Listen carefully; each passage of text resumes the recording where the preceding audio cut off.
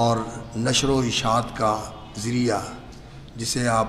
Social media کہتے ہیں، یہ ایک ایسا ذریعہ ہے کہ اسے استعمال کر کے لوگوں نے اپنے مادی فوائد بھی حاصل کیے ہیں، پیسہ کمایا ہے، لوگوں کا ذہن بنایا ہے، انہیں ایسی راستے کے اوپر لگا دیا ہے جو ان کی صحت کے لیے بھی زیادہ فائدہ مند نہیں ہے بلکہ نقصان دہ ہے اور ان کے لیے معاشی بوجھ بھی ہے۔ تو اس سے لوگوں نے کام لے کر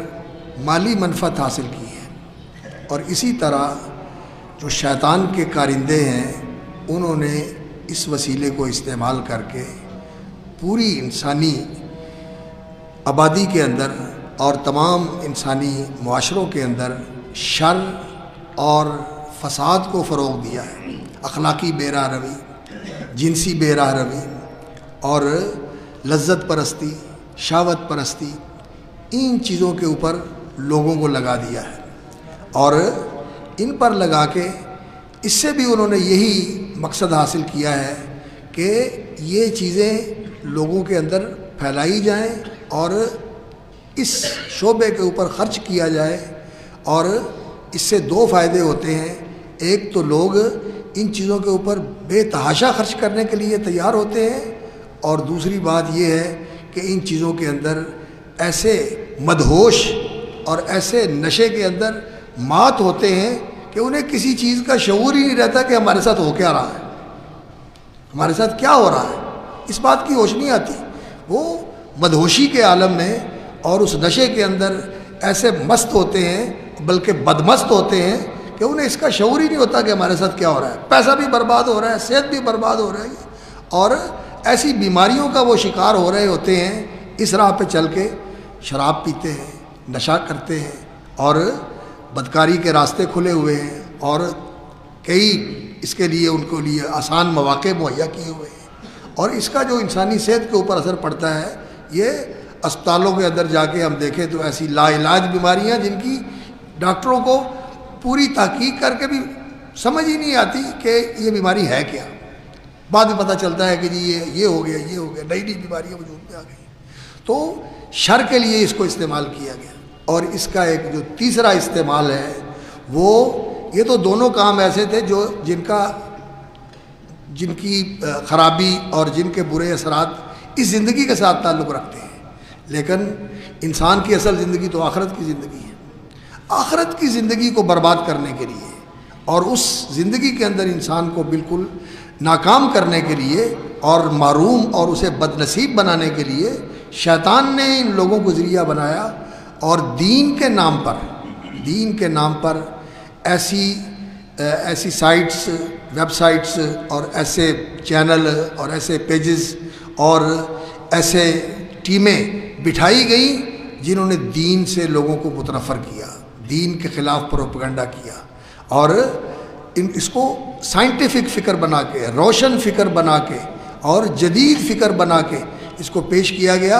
اور لوگوں کے ذہنوں میں الحاد، انکار خدا، دہریت اور آزادی اور خود مختاری، خوشنما ناموں کے ساتھ ان چیزوں کو لوگوں کے اندر پھیلایا گیا، اور ہمارے دنیا کے اندر بسنے والے انسانوں کی بہت بڑی اکثریت ایسی ہے جو اللہ رب العزت کے بارے میں وہ جو ایک ایمان والے انسان کا ایمان اور یقین اور عقیدہ اور اس کا جو اللہ کے اوپر بھروسہ ہے وہ ہونا چاہیے، وہ اس سے خالی ہے۔ وہ سمجھتے ہیں کہ کچھ بھی نہیں ہے، بس جو کچھ ہمیں نظر آتا ہے یہی ہے اور یہی زندگی ہے اور اس کے بعد کچھ نہیں ہے۔ یہ الحاد اور یہ انکار خدا اور یہ دہریت اور یہ دنیا پرستی اور دنیا ہی کے لیے جینا اور دنیا ہی کے لیے سب کچھ کرنا، یہ اس چیز کو پھیلا کر اتنا عام کیا گیا کہ بہت بڑی تعداد جو ہے وہ انسانوں کی اسی فکر کے اندر لگی ہوئی ہے، اور یہ اللہ رب العزت سے لوگوں کو توڑ دینا اور آخرت لوگوں کے ذہنوں سے نکال دینا اور اسی دنیا کو لوگوں کے ذہنوں میں بسا دینا کہ بس اسی کے لیے سب کچھ کرو، اور پھر اس کے لیے یہ ہے کہ اس کو بڑھایا جاتا ہے اور اس کی تمجید کی جاتی ہے اور اس کی گلوریفیکیشن کی جاتی ہے اور اس کو بہت زیادہ عظمت کے ساتھ پیش کیا جاتا ہے کہ لوگ کہتے ہیں انہوں نے کام کیا ہے، ان دین والوں نے کیا ہے دنیا کے لیے؟ کوئی انہوں نے سوئی تیار کی ہے، انہوں نے کوئی بلب تیار کیا ہے، انہوں نے جہاز تیار کیا ہے، انہوں نے ساری دنیا کے لیے یہ کچھ تیار کیا ہوا ہے؟ تو دین کی تنقیص کے لیے اور دین والوں کو بے قدر کرنے کے لیے اس طرح کی باتیں عام کی جاتی ہیں۔ اللہ اکبر۔ اور پھر اس سے بھی اگلی ایک اور چیز ہے، اور وہ بھی کوئی اس سے کم خطرناک نہیں ہے۔ ہم جانتے ہیں کہ ایسے گمراہ فرقے شروع سے ہی مسلمانوں کے ساتھ مسلمان معاشرے کے اندر لوگوں کو صحیح دین سے دور کرنے کے لیے یہودیوں کی طرف سے، مجوسیوں کی طرف سے، عیسائیوں کی طرف سے، ہندوؤں کی طرف سے، مشرکوں کی طرف سے ایسے افکار لوگوں کے اندر ذہنوں میں اتارے گئے جو لوگوں کو دین سے برگشتہ کرنے والے تھے۔ کوئی حب آل بیت کے حوالے سے، اور کوئی اس حوالے سے کہ جی انسان کو اپنی عقل سے کام لینا چاہیے، اور کوئی اس حوالے سے کہ انسان کو امن پسند ہونا چاہیے، اور انسان کو روادار ہونا چاہیے، اور انسان کو اس چیز کے لیے ہتھیار نہیں اٹھانا چاہیے کہ جی میں نے اس کو یہ بات جو ہے نا اگر نہیں مانتا تو یہ زندہ رہنے کا حق نہیں رکھتا۔ اس طرح کے نعرے بنا کر لوگوں کو دین سے برگشتہ کیا گیا اور دین سے لوگوں کو دور کیا گیا، اور یہ فرقے وجود میں آئے۔ اور ایک وقت تھا کہ ان فرقوں کا اثر جو ہے وہ کچھ درس گاہوں تک تھا، کچھ تربیت گاہوں تک تھا، یا کچھ کتابوں میں تھا، اور لوگ ان سے متاثر ہوتے تھے، لیکن متاثرین کی تعداد جو ہے وہ اتنی زیادہ نہیں ہوتی تھی۔ لیکن جب یہ اتنا سریع الاثر اور وسیع النفوذ، اثر بھی بہت زیادہ اس کا ہے کہ یہ انسان کو گرویدہ بنا لیتا ہے۔ جب سامنے ہوتی ہے چیز تو انسان ہر چیز سے غافل ہوتا ہے، اسی کے اندر اپنی توجہ کو مرکوز کیے ہوئے ہوتا ہے جو اس کے سامنے ہے، جو وہ دیکھ رہا ہے، جو وہ سن رہا ہے، اسی کے اندر اس کو پاس بیٹھے ہوئے کا بھی احساس نہیں ہوتا کہ میرے پاس کون بیٹھا ہوا ہے۔ اتنی توجہ اس کے ساتھ ہوتی ہے، اتنی توجہ، اور پھر اس کا پھیلاؤ اتنا کہ ایک لمحے کے اندر جتنے لوگ ہیں ان سب تک اس کی رسائی ہو جاتی ہے، اور جو اسے دیکھنا چاہے اسی وقت وہ اسے دیکھ سکتا ہے۔ تو پھیلاؤ بھی بہت زیادہ ہے اور تاثیر بھی اس کی بہت زیادہ ہے۔ تو یہ افکار قادیانیوں نے، اور اسی طرح جو نام نہاد اپنے آپ کو مومنین اور محبین اہل بیت کہتے ہیں، اور اسی طرح جدیدیت کے حامل جو کہتے ہیں کہ اسلام کو اس دور کے اندر اس کے اندر ایسی تبدیلی لے کے آنی چاہیے کہ یہ زمانے کے مطابق چل سکے۔ وہ جو 1400 سال پہلے کا اسلام تھا آج وہ قابل عمل نہیں ہے۔ آج اس اسلام کو اس کی ماڈریشن کرنی چاہیے، اس کو ماڈرن بنا کر پیش کرنا چاہیے تاکہ لوگوں کے لیے قابل فہم بھی ہو اور قابل عمل بھی ہو۔ اور اس کے لیے جو اسلام کے اصول ہیں ان کے اندر بھی قطع و برید اور قطر بیونت کی گئی، اور ان کی بھی اہمیت کو ختم کیا گیا۔ اور جیسے یہ لوگ میڈیا کے اوپر بیٹھ کے لوگوں کو متاثر کرتے ہیں، یہ مجھ سے زیادہ آپ لوگ اس سے باخبر ہیں۔ تو یہ اس کے جو منفی پہلو ہیں یہ ہمارے سامنے ہیں، لیکن اس کا ایک مثبت پہلو بھی ہے، وہ یہ کہ جیسا کہ اللہ رب العزت نے جو چیزیں بنائی ہوئی ہیں، اب پانی جو ہے یہ ہماری زندگی کی ضرورت ہے، اس کے ساتھ زمین کے اوپر ہماری حیات کا سلسلہ قائم ہے۔ اللہ نے فرمایا وَجَعَلْنَا مِنَ الْمَاءِ كُلَّ شَيْءٍ حَيٍّ، لیکن اس پانی سے نقصان بھی ہوتا ہے، طوفان بھی آتے ہیں، بارشیں بھی آتی ہیں، سیلاب بھی آتے ہیں، اور سونامی بھی آتے ہیں، نقصان بھی ہو جاتے ہیں اس سے، اور اس کے اندر افادیت بھی بہت زیادہ ہے۔ تو جو افادیت والا پہلو ہے یہ اس کے اندر موجود ہے، اور جو دوسرے پہلو ہیں یہ انسانوں کے کرتوتوں کی وجہ سے، ان کے اعمال کی وجہ سے، یا ان کے جو ایسی سرگرمیاں ہیں جو مثبت نہیں ہیں، نقصان دہ ہیں، اس کی وجہ سے یہ حالات پیدا ہوتے ہیں، لیکن یہ فی ذات ہی لوگوں کے فائدے کے لیے ہے۔ تو اسی طرح جو چیزیں اللہ رب العزت اپنی مخلوقات کے اندر نئی سے نئی اللہ رب العزت پیدا فرماتے ہیں، اس لیے کہ اصل خالق تو اللہ رب العزت ہے۔ واللہ خلقکم وما تعملون، اللہ تمہارا بھی خالق ہے اور جو کچھ تم کرتے ہو اس کا خالق بھی اللہ رب العزت ہے۔ اور حدیث میں آتا ہے ان اللہ یصنع کل صانع وصنعتہ، جو کوئی بنانے والا ہے اس بنانے والے کو بھی اللہ نے بنایا، اور جو بنا رہا ہے اس کو بھی بنانے والا اللہ ہے۔ تو پیچھے بنانے والے تو اللہ کی ہستی ہے۔ تو اللہ رب العزت نے یہ وسائل اور یہ ذرائع اور یہ ٹولز اللہ رب العزت نے ہمارے لیے مہیا کیے ہیں، تو ان کا مثبت استعمال کرنا یہ آپ لوگوں کا کام ہے۔ آپ اس سے اپنے پیغام کو وسیع پیمانے پر پھیلائیں اور ان لوگوں تک پہنچائیں جہاں آپ نہیں پہنچ سکتے اور وہ آپ کے پاس نہیں آ سکتے، وہاں آپ کا پیغام پہنچے اور صحیح پیغام پہنچے۔ تو یہ اللہ رب العزت کی بہت بڑی نعمت بھی ہے، اور اس کے ذریعے ہماری دعوت جو ہے وہ زیادہ پھیل سکتی ہے۔ تو اس لیے کوشش اس بات کی کرنی چاہیے کہ صرف اس مقصد کو سامنے رکھ کے کہ جی پیسے ملیں اس کے ساتھ، اور اس کے ساتھ ہمیں جو ہے نا وہ انکم ہو، اور میری آمدن کے اندر اضافہ ہو، اور میرے پیروکار اور مجھے دیکھنے والے اور میری مطابقت کرنے والے یہ بڑھ جائیں، مجھے پسند کرنے والوں کی تعداد میں اضافہ ہو جائے۔ ان گھٹیا چیزوں کو نظر انداز کر کے، یہ بہت گھٹیا اور بہت نیچ چیزیں ہیں، مقصد یہ ہونا چاہیے انسانیت کی خیر خواہی، اور اس آگ کو بجھانا جو شیطان کی لگائی ہوئی آگ ہے، جو انسان کی تباہی کی طرف اس معاشرے کو لے کے جا رہی ہے، اس آگ کو بجھانے کی کوشش کرنا، اس آگ کو فروغ کرنے کی کوشش کرنا۔ یہ جو آگ لگی ہوئی ہے، اللہ اکبر، انسانوں کے اندر بھی آگ لگی ہوئی ہے، ان کے ذہنوں میں بھی آگ لگی ہوئی ہے، اور پورا معاشرہ جو ہے وہ اس آگ کے اندر جل رہا ہے، ہم محسوس کر رہے ہیں۔ اس آگ کو بجھانے کی کوشش کرنا، اور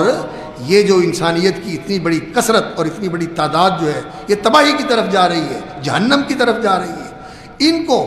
ادھر سے روکنے کی کوشش کر کے جنت کے راستے پہ لگانے کے لیے انسان محنت کرے، اور اس کے لیے کام وہی ہے جو رسول اکرم صلی اللہ علیہ وسلم کا کام تھا۔ آج رسول اکرم صلی اللہ علیہ وسلم آج سے 14 سال پہلے اللہ تعالیٰ نے ان کو رسول بنا کر بھیجا تھا،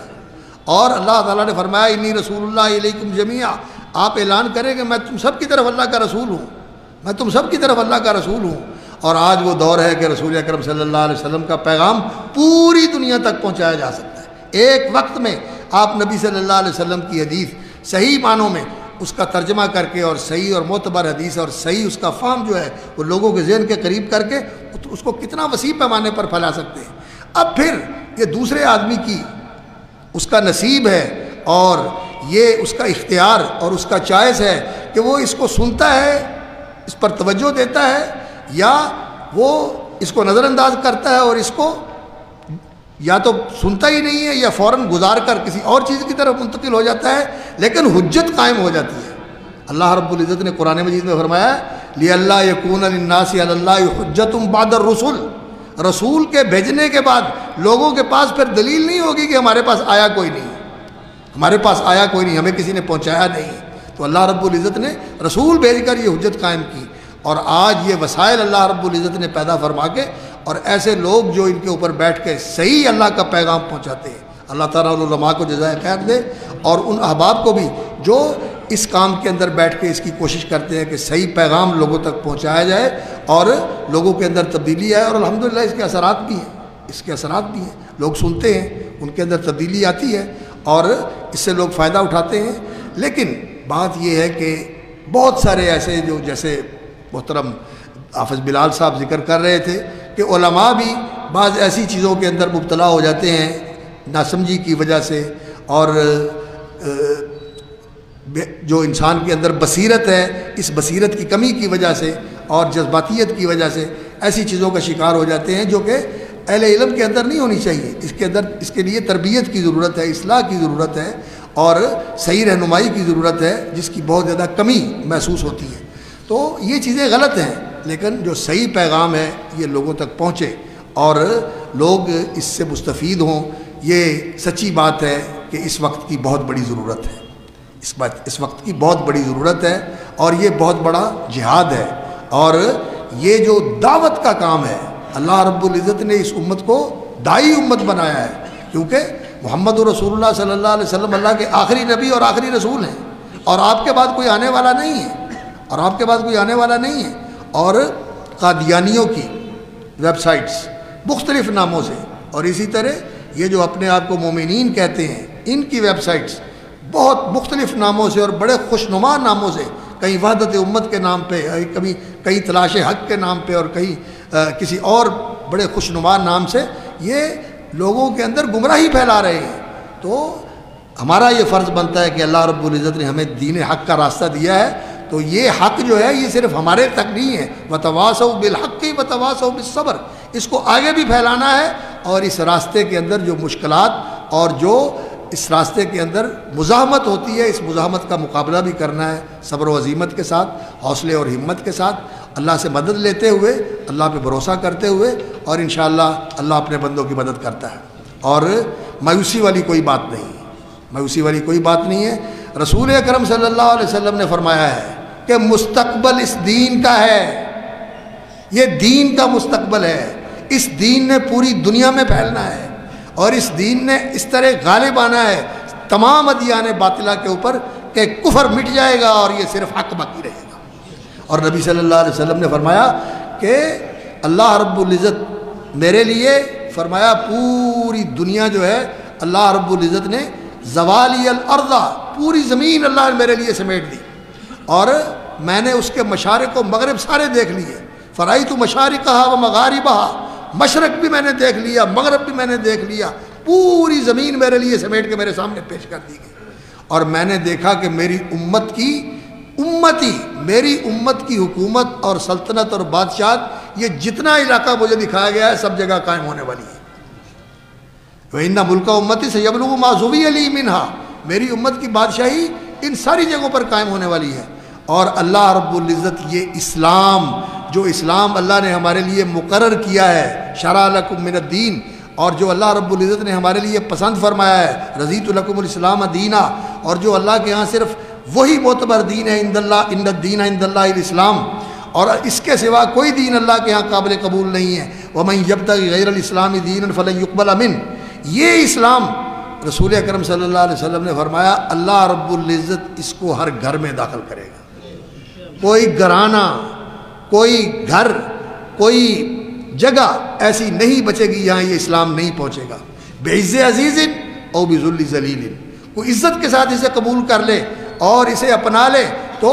اللہ رب العزت اس کی عزت بڑھا دے گا، اور اگر کوئی عزت کے ساتھ قبول نہیں کرے گا تو اسے ذلیل ہو کے سر رکوع ہو کے اسے قبول کرنا پڑے گا۔ اسلام کی بالادستی قائم ہونے والی ہے، اس لیے یہ وقت آنے والا ہے، اور ہمیں اس کے لیے اللہ اکبر ہراول دستہ بننا چاہیے، اس وقت کے لیے ہراول دستہ بننا چاہیے۔ وہ جہاد جو ہجومی جہاد ہے اور مسلح جہاد ہے، یہ اسلام کا رکن ہے۔ نبی صلی اللہ علیہ وسلم نے فرمایا بعثت بالسیف، اللہ رب العزت نے مجھے تلوار دے کر بھیجا ہے، بین یدی الساعہ،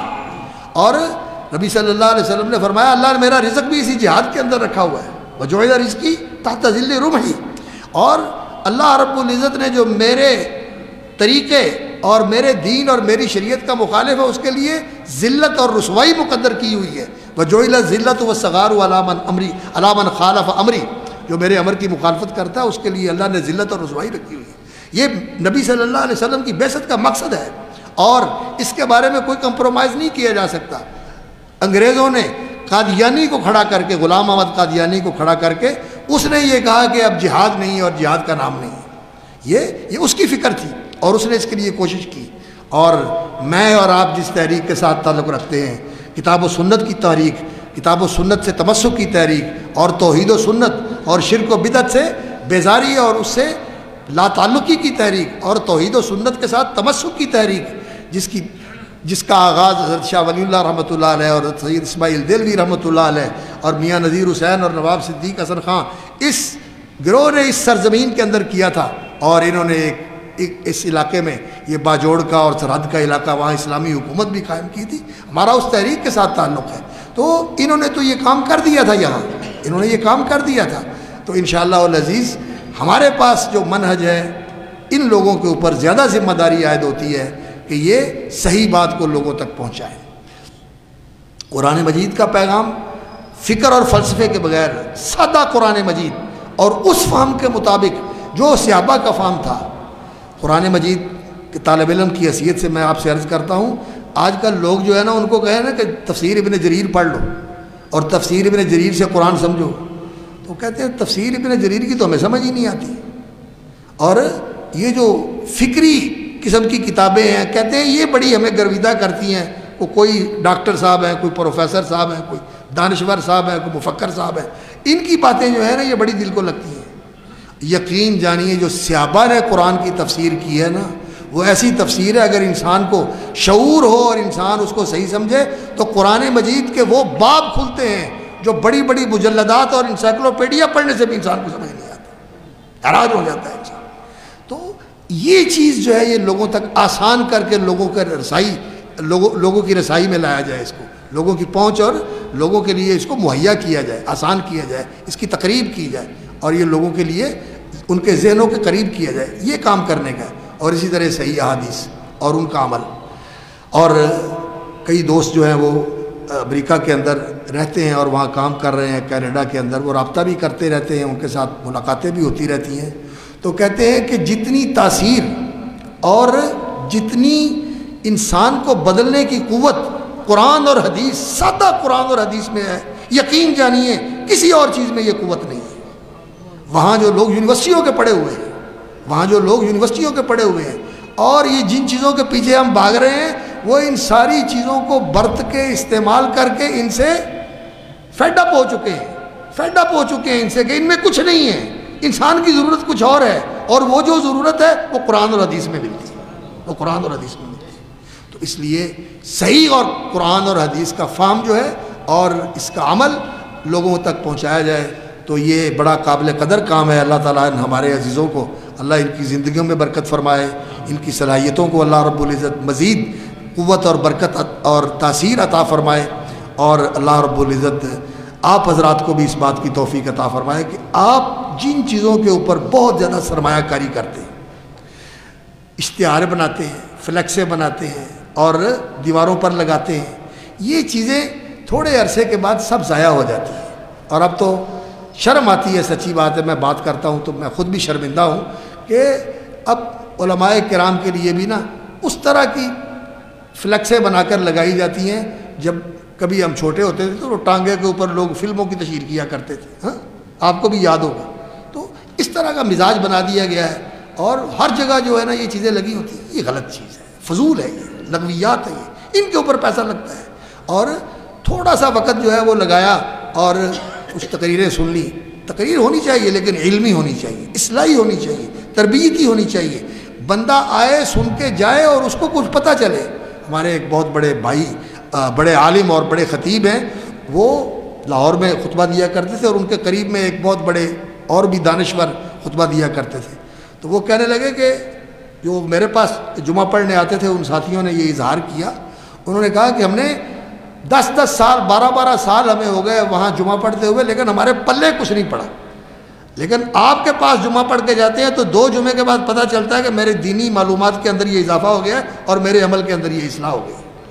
الحمدللہ یہ چیز جو ہے لوگوں کے اندر تبدیلی لانے والی ہے۔ ہمارے علماء کو بھی اس پر توجہ دینی چاہیے اور صرف وقت پاس کرنے کے لیے اور ایسا بندہ ہو۔ بلکہ ایک بات مجھے یاد آ گئی، عالم جو ہوتے ہیں نا 3 طرح کے ہوتے ہیں، آپ لوگ بھی اس بات پر توجہ رکھیں۔ ایک عالم وہ ہوتے ہیں جو ریاست کی خدمت کرتے ہیں، وہ ریاست کے عالم ہوتے ہیں، جو اوپر سے کہا گیا انہوں نے وہی بولنا ہوتا ہے۔ اور ایک عالم وہ ہوتے ہیں جو پبلک کے عالم ہوتے ہیں، جو لوگوں کی مانگ اور پسند ہے کہ جی فلاں چیز سنا دیں جی، فلاں چیز پڑھ دیں جی، فلاں چیز بیان کر دیں جی، فلاں ایسا ہو جائے جی، فلاں ایسا ہو جائے، انہوں نے پبلک کے لیے کرنا ہوتا ہے۔ یہ علم کی خدمت نہیں ہے۔ عالم وہ ہوتا ہے جو دین کا ہو اور وہ اللہ کے لیے کرے کہ لوگ اللہ کی طرف آئیں، اللہ کے سامنے جھکیں، اللہ کے ساتھ جڑیں۔ اور اللہ کے ساتھ جڑنے کا طریقہ کیا ہے کہ رسول اللہ صلی اللہ علیہ وسلم کے ساتھ جڑیں، نبی صلی اللہ علیہ وسلم کے پیروکار بنیں، نبی صلی اللہ علیہ وسلم کے طریقے کے اوپر زندگی کو لے کے آئیں۔ تو یہ کام کرنے کا ہے، اس کے لیے آپ کو مالی طور پر بھی خرچ کرنا چاہیے۔ اور یہ وہ جو جہاد ہے، جہاد بالسیف، جس طرح اس کے لیے خرچ کرنا جو ہے وہ